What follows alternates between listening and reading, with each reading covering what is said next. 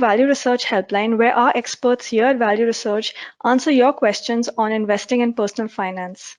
Today we have with us Ashutosh Gupta, who is the Vice President here at Value Research. Now he is no less than the second in command and the brains behind a lot of the really amazing stuff Value Research puts out there for investors. Welcome, Ashutosh.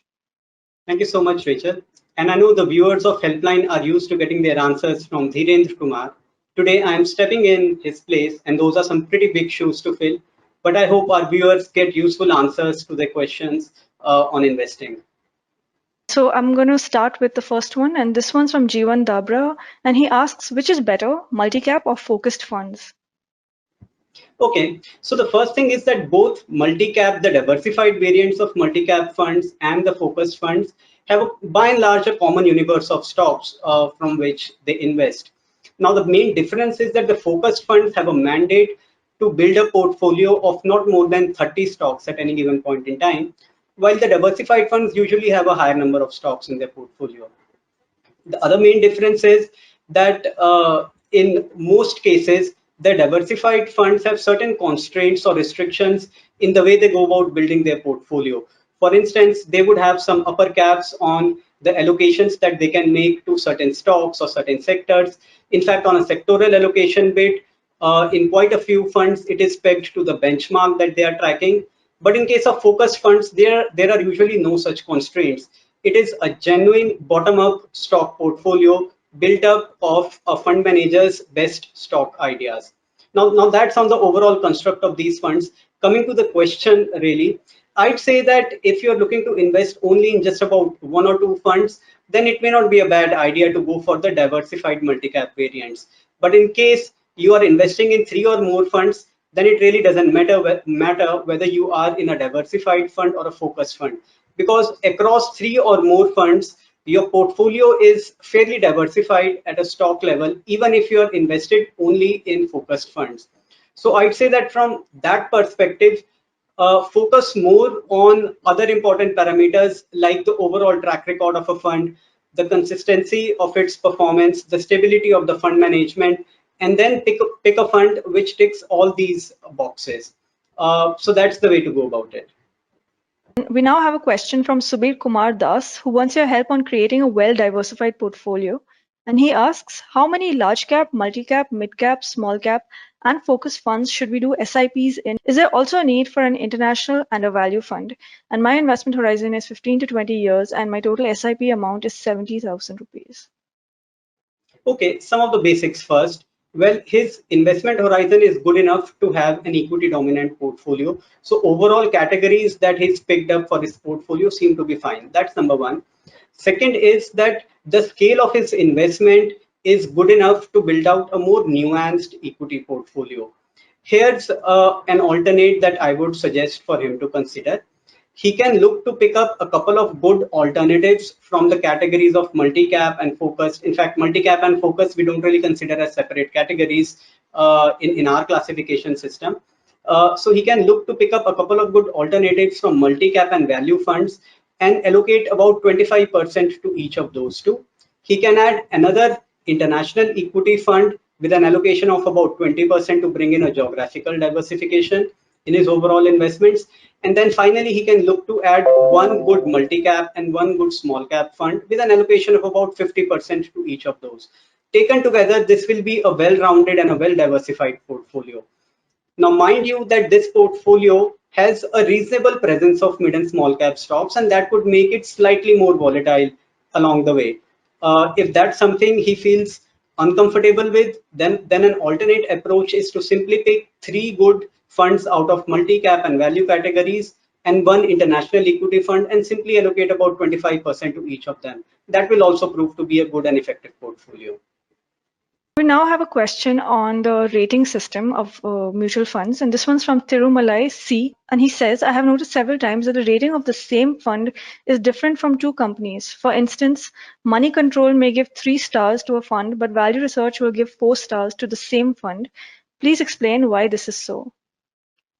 Well, the simple answer to that query is that the difference would be because of different rating methodologies employed by different companies. Now, I can't really comment on the methodologies adopted by Money Control, but I can provide a bit of an explanation about the value research rating methodology. So first thing is that it's a purely quantitative measure which is based upon the performance of a fund as compared to the performance of its peers. The second important point is that we use risk adjusted measurement to rate the funds.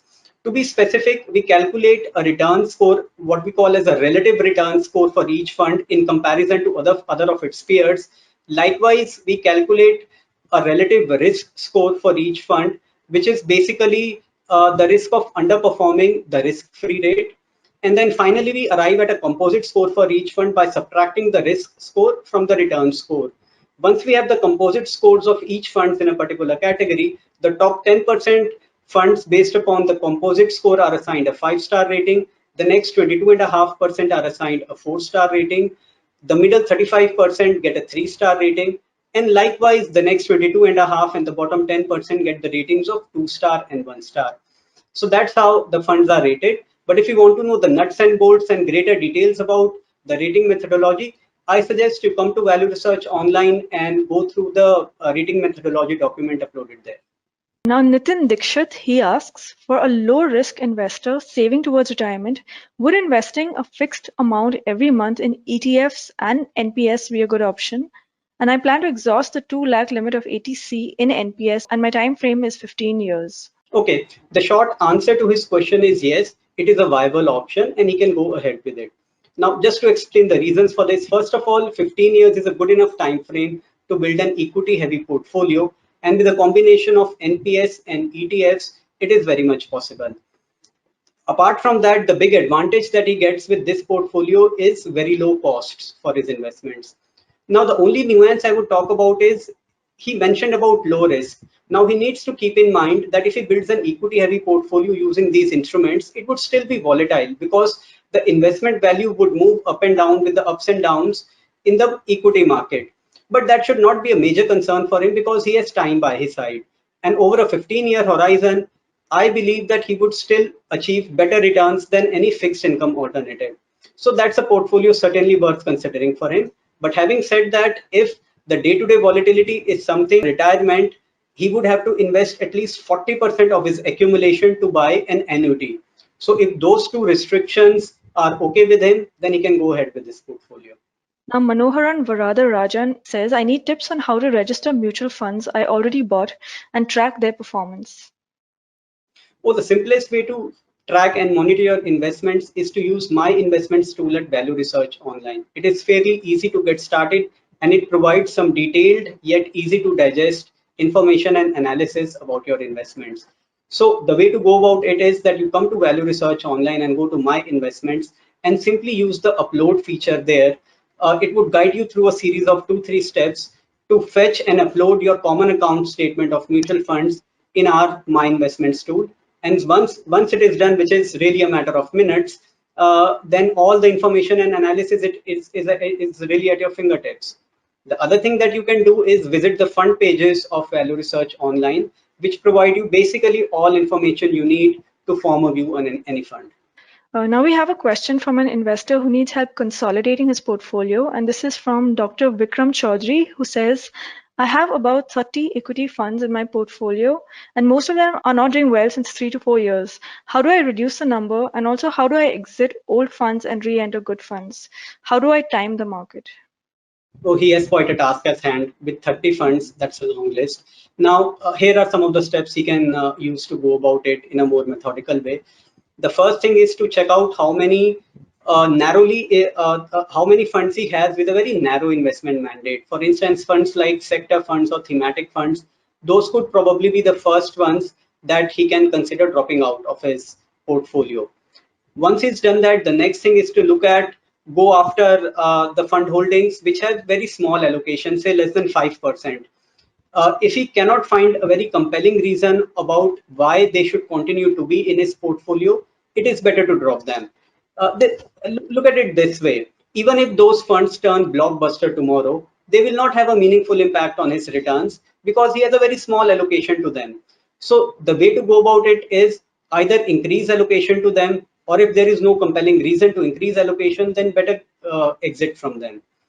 This way, if he goes about pruning the list, he should be able to bring down the number of funds in his portfolio.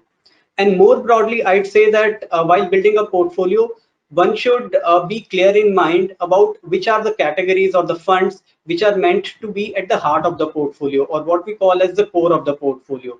These are typically categories like multi-cap, large and mid, value-oriented funds. These kind of funds, he can look to have an allocation of about 20 to 25% in each of the holdings that he wants to hold. And then there are certain supplementary holdings, the likes of mid cap funds and the small cap funds. Those should have anywhere between 10 to 15% allocation in the portfolio. Once he follows this kind of a practice, then it should be possible to build out a relatively more concise portfolio where each fund has a meaningful position and yet it is diversified enough. Our premium service, which is soon to be launched, can help him in his endeavor, because over there we would be able to provide insights like the exit loads and the tax implications on each of his holdings, which can help him make a decision on when to exit so that he does not attract any expenses which can be avoided. So we now have a question from one of our magazine subscribers, and this is Paul Verghese, and he says, I am a subscriber to Mutual Fund Insight and Wealth Insight magazines, and my query is regarding the recommended funds in the Best Funds Handbook. Can you please update these recommendations in Mutual Fund Insight magazine on a monthly basis? Well, we do cover one category every month in Mutual Fund Insight, where we do a review of that category and provide the updated list of our fund recommendations for that category.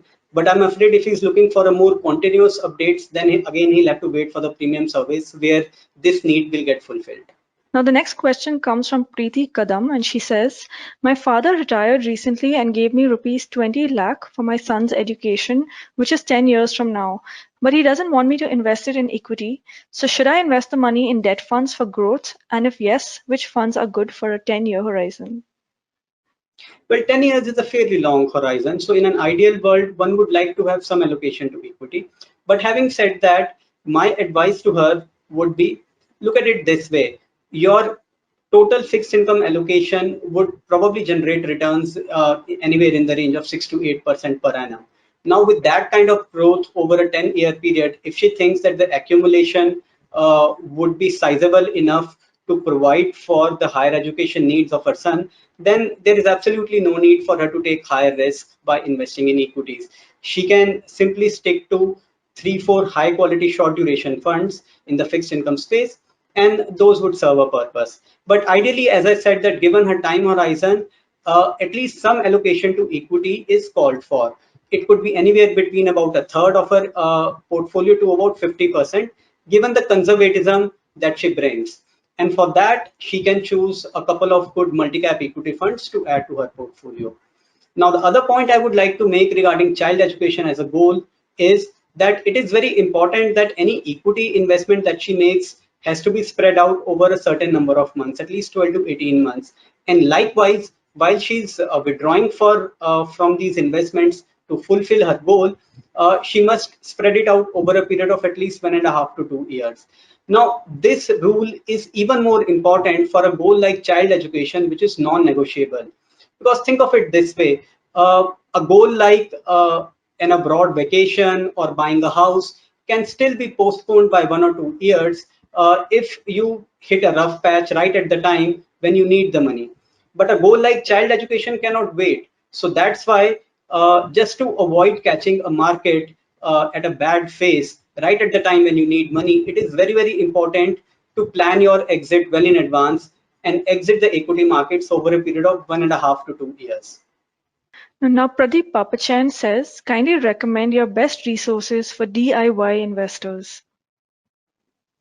Well, I'd highly recommend our monthly magazine, Mutual Fund Insight, to constantly remain updated on what's relevant and also get interesting investment ideas. And we clarify a lot of concepts. And as I mentioned, we keep updating our fund recommendations and pick up one category every month for a detailed review. So one, I'll highly recommend our monthly magazine, Mutual Fund Insight. Second is he can also avail the benefit of the Knowledge Center at Value Research Online, which provides a lot of learning oriented stories if somebody wants to build conceptual knowledge. Apart from that, he can visit the tools section of Value Research Online, So if he visits value research online and scrolls down on the home page, he would land upon the VRO tools section. Going inside it will open a whole lot of DIY tools. There would be goal planners. There are a whole lot of fund and stock tools. Our fund selector, which is a fund screener, a stock screener, which we believe is one of the finest that's available. And finally, the king of the hill is really our My Investments tool, which helps you track and monitor your investments in a fairly efficient way. So all these tools are available free of cost for him to make use of. Of course, the magazine is paid, but all the value research online tools are available free of cost. Now, Ashutosh, we have Anand Pakiyam here who wants your help with his systematic withdrawal plan. And he says, for regular income, some say that a systematic withdrawal plan should be done from an equity or a balanced advantage fund. Others say it should be done from a debt fund. Should I cut the cake in two and partly withdraw from both funds? Okay, so here's the approach that we recommend to derive regular income. One should look at investing the next 1 year's income requirement in a liquid fund and create an SWP of 12 equal installments to derive regular income. And this income need ideally should not be more than 6% of your accumulation. In an ideal world, lesser than that. So that takes care of your next 1 year's income requirement. Another 33 to about 40% of your overall accumulation can be parked in a couple of good diversified equity funds, which would work towards beating inflation and provide for regular income, which is inflation protected in long years of retirement. And then finally, the remaining balance can be invested in a few high quality fixed income alternatives to provide steady growth. If one follows this, and the next year again one can transfer the next 1 year's income requirement in a liquid fund and further on create an SWP of 12 installments from that for the regular income, and with the remaining accumulation one can rebalance it again to ensure that the equity corpus remains in that 33 to 35% range. By following this overall roadmap, we believe one can keep deriving regular income year after year without the risk of outliving it. Now we have Arvind Agarwal, who is looking to achieve international diversification. And he says, I have gone through your article, Profiting from International Equity. On the basis of this article, I have identified Franklin India, feeder Franklin US Opportunities Fund to invest in. Is this a good choice, or would you suggest any other fund? Yeah, the short answer is yes, absolutely. The fund you've chosen is a good fund for international diversification. Alternatively, you can also consider the Motilal Oswal Nasdaq 100 fund of fund, but your choice is good. You can go right ahead with that. Now, more broadly, when we talk about international diversification, there are 3-4 dimensions that an investor should keep in mind. One is that one should be looking to invest internationally, not just for the sake of diversification, but actually to get exposure to fundamentally strong and growing companies, which are otherwise not available to Indian investors in the domestic markets. Then the second thing is that one should look at this international diversification, the kind of companies that one gets exposure to, which have a fairly global and a fairly diversified business, so that you get a true global diversification in the portfolio. And the last thing is the foreign exchange. So one should ideally go for geographies or currencies which provide a currency tailwind, so that whatever gains you make on your investments do not get squared off because of adverse currency movements. Now, if you look at US markets or the kind of stocks that either of these two funds invest in, they tick on all these boxes. So that's why these are compelling options for international diversification. Now, Rekha Irkulla says, I want to invest rupees 3 lakh for a 1 year duration. Please suggest which debt funds are safe. Simply go for a couple of liquid funds. Though bear in mind that the returns that you can expect from this allocation would broadly be not more than about 4% as things stand now. But really the goal of investing for a 1 year duration is capital preservation along with little returns. So don't get too ambitious with the kind of returns you would want to make with this allocation. Keep capital preservation at the top of your priority, and keeping that in mind, liquid funds would fit the bill. So we've got another question from an investor looking to achieve diversification. This one's from Gajanan Vijay Jadhav, who says, should I create a diversified portfolio by investing 5 to 10% in each sector? Or should I invest in fewer sectors with a limited number of stocks? And what's the best strategy to get maximum gain from the stock market? Okay. I think investing in all sectors in the name of diversification is not a sound strategy. In fact, look at fund portfolios. Fund managers managing a few hundred to a few thousand crores of rupees, even they do not invest in all sectors. So clearly, selectivity matters here. The right approach to go about it would be to first identify a few investment worthy stocks. And for a retail investor building his stock portfolio, perhaps about 12 to 15 stocks can be an adequate portfolio in itself. So the most important thing is to be able to select fundamentally strong and growing companies which are investment worthy for your long-term stock portfolio. And you have to have deep convictions on them. You have to understand these companies, the way they earn money, why their stock prices would appreciate or likely to appreciate in the coming years. So you have to understand all those things. Once you are ever able to develop convictions on these stocks, then sector allocations could be at a later stage. While building your portfolio, while you are assigning weights to each of these stocks in your portfolio, you can have a bearing about the sector weights. So you can assign weights to these stocks such that any particular sector does not end up having a lion's share in your portfolio. So following this method, you can build out your stock portfolio. And if you find all this too complicated, a mutual fund is always a good alternative. Our last question here is from Dr. Vijay Pratap Negi, who says, should money that constitutes my emergency fund be taken into account in asset allocation while rebalancing, or should it be considered separate? Well, I'd suggest don't be too focused or too anchored to a specific overall asset allocation of your portfolio. I'd say that it should be an outcome of you investing suitably for each of your investing needs. For instance, as you said, for emergency needs, you can put that money in a bank account or a liquid fund. Now, any other investing needs which are likely to come up in the next 3 to 5 years horizon, for them you should ideally be investing in high quality fixed income alternatives. Likewise, any of your goals or needs which are 8 to 10 years or more away, you should ideally have an equity heavy investment portfolio for these. Now, once you start allocating your money to each of these different needs according to their time horizon, your asset allocation will automatically evolve out of it. And likewise, while rebalancing your investments, focus on each investing needs separately. Just ensure that your investments for each of these different needs, the asset allocation for each of these does not go too much out of whack. Once you rebalance, keeping this in mind, then your overall asset allocation would be a natural outcome. So that was our last question, Ashutosh. Thank you so much for taking the time to answer these queries. Thank you. And to all our viewers, thank you so much for tuning in, and do continue to send in your questions. Bye for now.